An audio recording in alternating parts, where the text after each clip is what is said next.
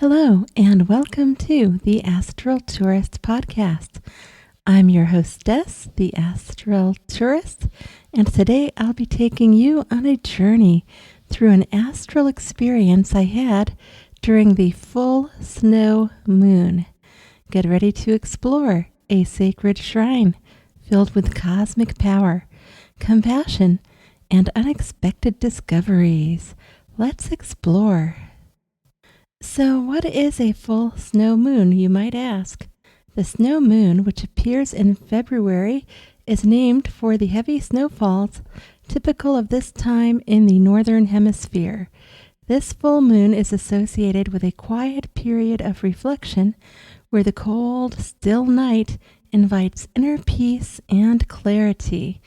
I often find connecting with full moon energy greatly enhances my astral projection experiences.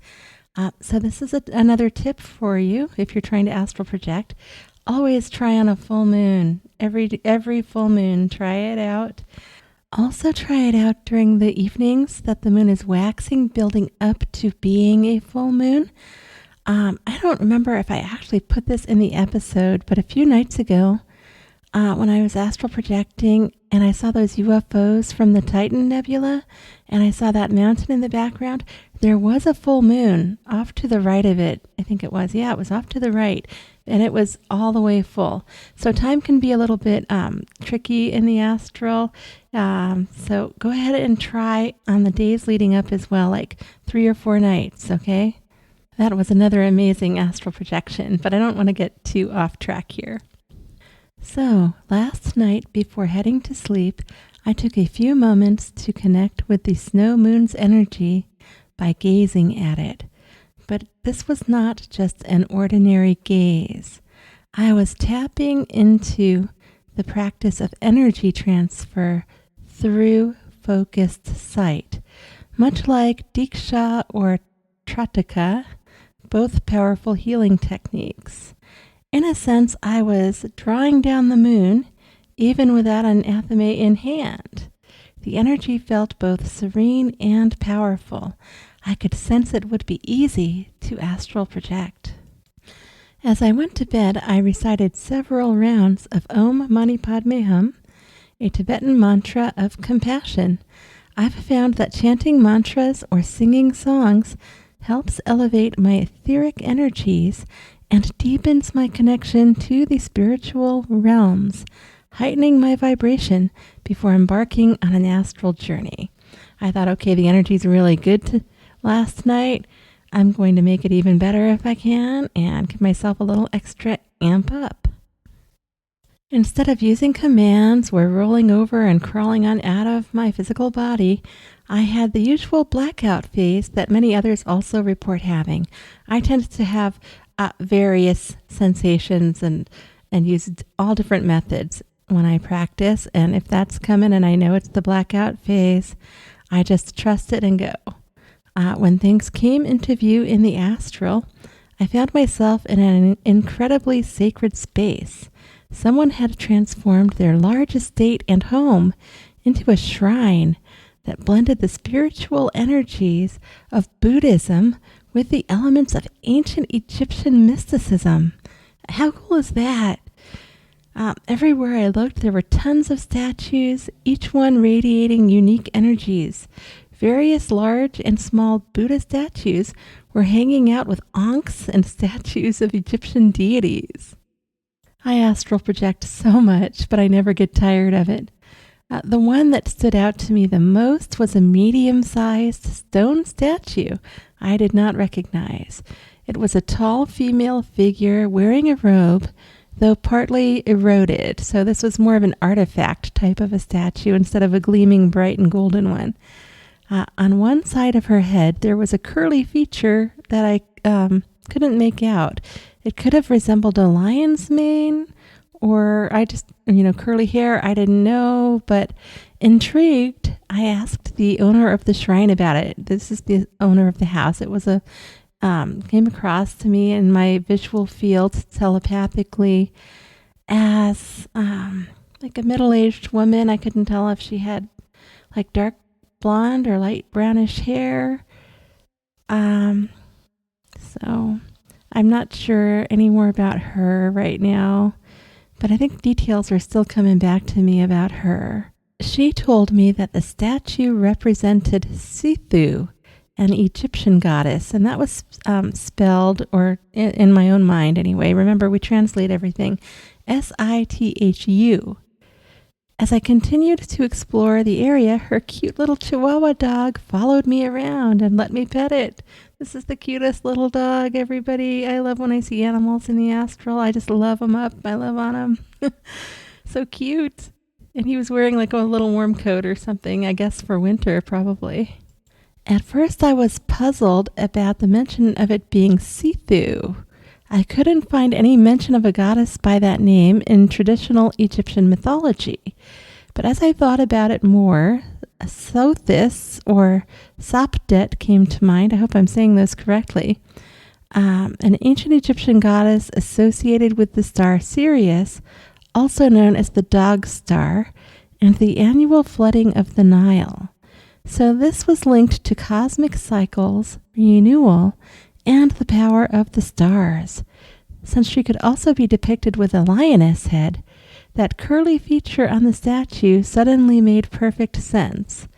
Could this be a representation of Sothis? It felt right. As I moved through the shrine, I found myself drawn to a power center, a room filled with enormous bronze and golden statues, each one emanating powerful, transformative energy. I remember one was a giant Buddha, one had a lot of arms, there were a couple of other ones I couldn't quite make out because the energy was just coming into me. Oh my gosh.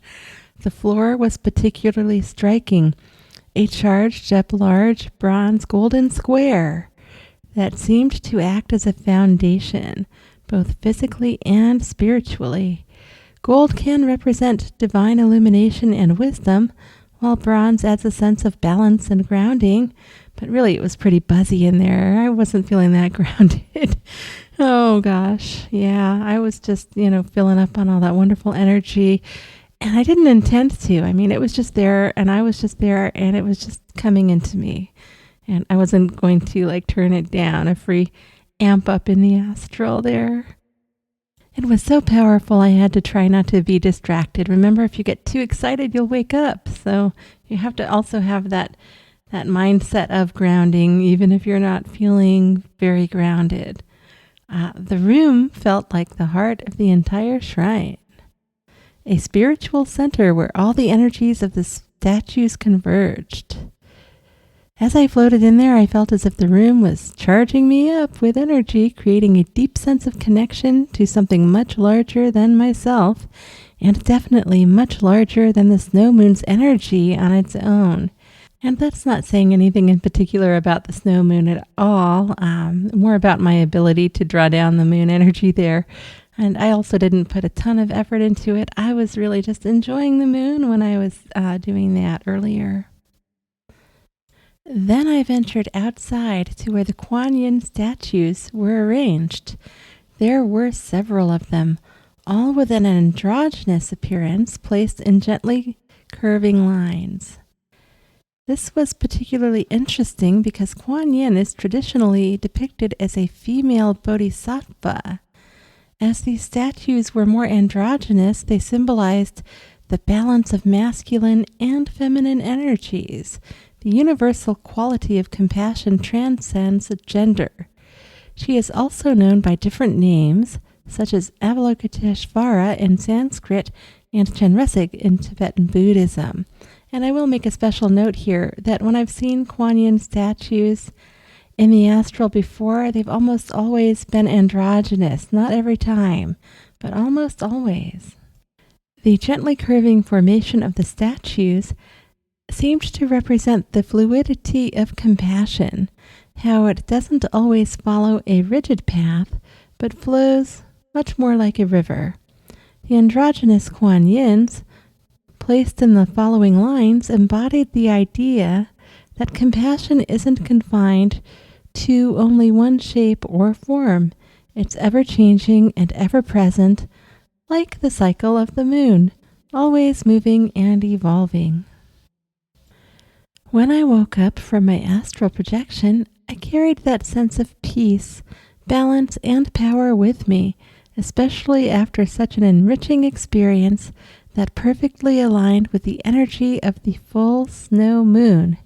The moon's illumination helped guide me through the journey, showing me the interconnectedness of spiritual energies and reminding me of the cycles we all live by.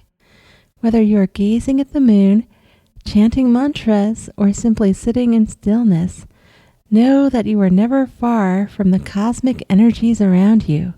Whether you feel connected to the divine through Egyptian goddesses, Buddhist compassion, or lunar cycles, the universe is always offering us wisdom, illumination, and renewal. It's all about tuning in, kind of like a tuning fork. And that wraps up today's journey. If you enjoyed this episode, please share it, like, and subscribe if you haven't already. Your support helps keep the channel growing. I hope you feel the power of compassion and cosmic energy just as strongly as I did during my astral experience. Remember, the universe is always sending us subtle messages, whether through the moon, sacred shrines, cute little Chihuahua dogs, or the energy we carry within. Peace, power, and illumination to you, and may the snow moon continue to guide all of our paths.